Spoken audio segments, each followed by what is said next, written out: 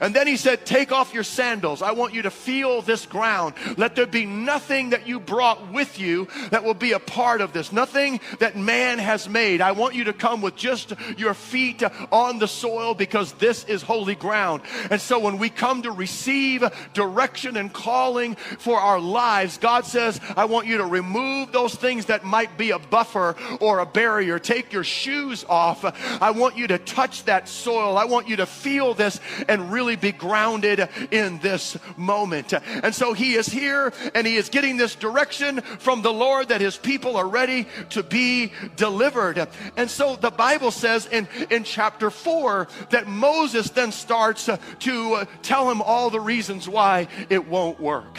Isn't it amazing? God is doing this miraculous thing in front of him with a fire that's burning and a voice is speaking out of him, and he's giving him specific details of what he's going to do. And then all of a sudden the daunting task, the reality of what God is saying to him hits him, and he says, behold, they will not believe me, and they will not hearken unto my voice, for they will say, the Lord hath not appeared unto thee. And the Lord said, what is this in your hand? And he gives him a rod, and he tells him to cast the rod on the ground, and it becomes a snake.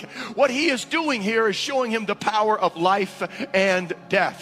The second miracle, or the second sign, is he says, put your hand within your bosom and then pull it out, and it becomes leprous.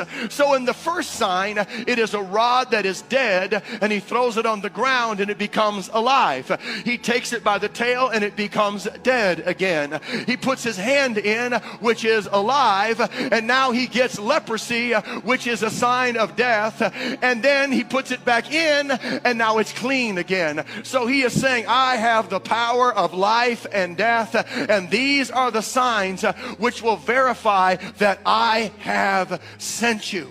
And then he says, if they don't listen to those two signs, then go to that river Nile and pull out some water and throw it on the ground, and it will turn into blood. And what this sign is that the Nile was the center of all their idolatry. And he was saying, I am bigger than all the gods of Egypt. I'm greater than all of them. And this is the beginning point of your deliverance, to know that I am greater than any other God. And so these were the signs.